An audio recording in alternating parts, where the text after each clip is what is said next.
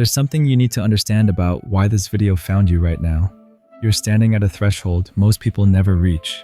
Not because they're not capable, but because when they get here, when they feel what you're feeling, they turn around and run back to who they used to be.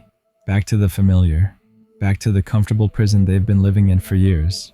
But you didn't run. You're still here, still reading, still searching for the words that explain what's happening inside you.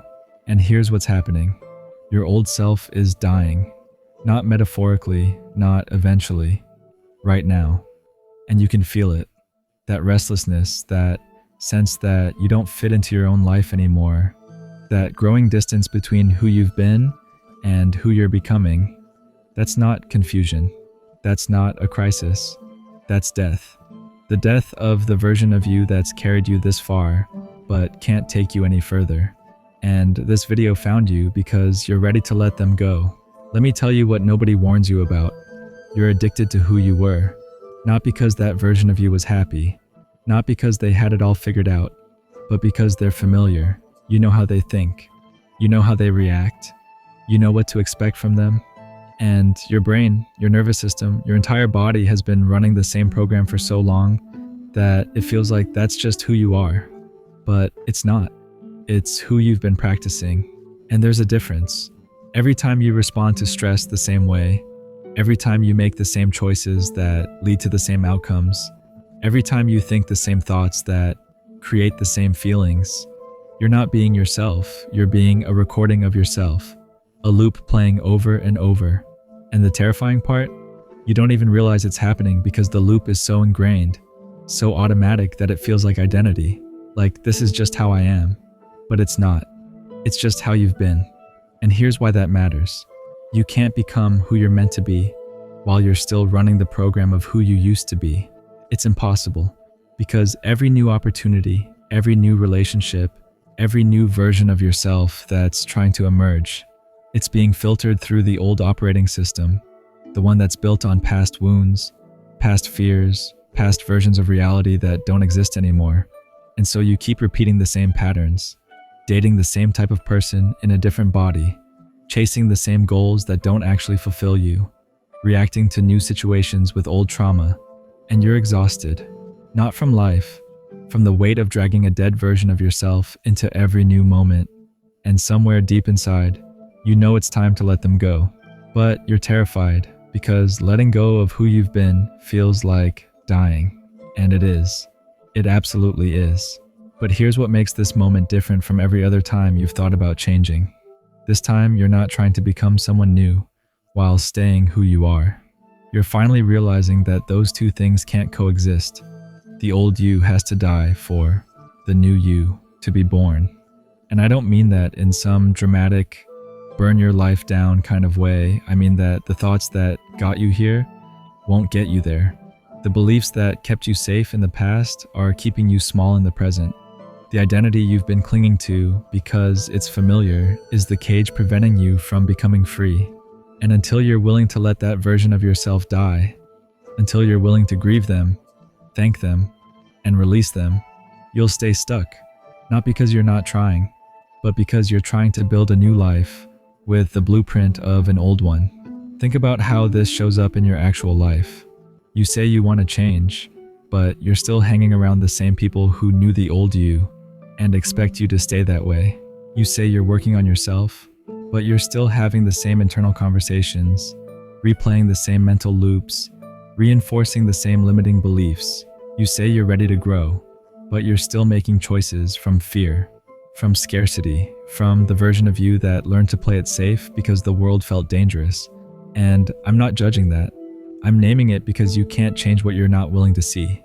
And most people spend their entire lives pretending they're evolving while secretly holding on to the person they've always been, hoping that somehow, magically, they'll transform without having to let anything go.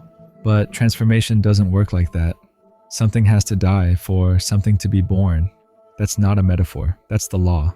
And here's the part that makes this so hard. Letting your old self die doesn't just mean letting go of the bad parts. It means letting go of the identity you built around surviving those bad parts. The person who had to be strong because no one else was. The person who had to be perfect because love felt conditional. the person who had to dim their light because shining felt dangerous. Those versions of you served a purpose. They protected you. They got you through. And there's grief in releasing them. Real grief. Because even though they were survival mechanisms, even though they were adaptations to pain, they were still you for years. They were all you knew how to be. And now you're being asked to let them go and trust that there's a version of you underneath all that armor, a version that doesn't need to perform or protect or prove, a version that can just exist. And that's terrifying because you don't know that version yet. You've spent so long being the person you had to be that you forgot the person you actually are. So, how do you do it? How do you actually let the old self die without feeling like you're losing yourself entirely? You start by getting honest about what you're holding on to and why. What version of yourself are you still running? What story are you still telling about who you are, based on who you used to be? What beliefs are you carrying that don't belong to the person you're becoming? And then, here's the shift. You stop trying to change those things. You just observe them. You notice the patterns without judgment. You watch yourself react the same way to the same triggers. And instead of beating yourself up for it, you just acknowledge it. Oh, there's the old program running. There's the version of me that learned to respond like this. And in that observation, in that awareness, something starts to shift because you can't be aware of the loop and stay in the loop at the same time. Awareness itself begins to break the cycle, not because you're forcing change, but because you're finally seeing what's been invisible. And then you practice something radical. You practice letting yourself be different, not performing different, not pretending to be different, actually allowing yourself to think new thoughts, make new choices, respond in new ways. Even when it feels unfamiliar, even when it feels uncomfortable, even when every part of you is screaming to go back to what you know, because that discomfort, that unfamiliarity, that's not a sign you're doing it wrong. That's a sign the old self is dying and the new self is being born, and birth is messy. It's painful. It doesn't feel like progress in the moment. It feels like chaos, like you don't know who you are anymore, and you don't because you're not the person you were, but you're not fully the person you're becoming yet either.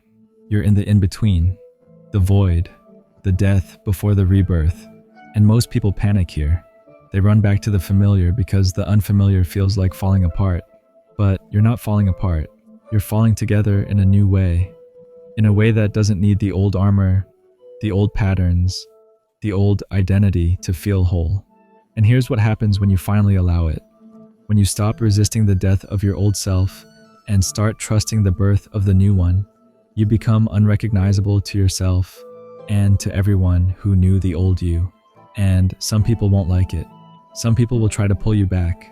They'll say, "You've changed," like it's an insult. And you'll smile and say, "I know," because you're not apologizing for your evolution anymore. You're not shrinking to make other people comfortable. You're not performing the old version of yourself to keep the peace. You're just being fully, unapologetically, and that presence, that authenticity, that's what you've been chasing all along. Not a better version of who you were, but the truest version of who you are. The one that's been buried under years of conditioning, trauma, expectations, survival. And when that version emerges, when you finally let the old self die so the real self can breathe, everything changes. Not because your circumstances magically shift, but because you're no longer trying to force your new life to fit your old identity. You're finally free to become who you've always been underneath everything you had to be. Now, if this is landing, if you're recognizing yourself in these words, if you're standing at that threshold feeling the old self dying and the new self trying to be born, I want you to do something. Go to the comments and type 4 words. The old me dies. That's it. No explanation, no story, just those 4 words. Because when you declare it publicly, when you name it, you're not just acknowledging what's happening.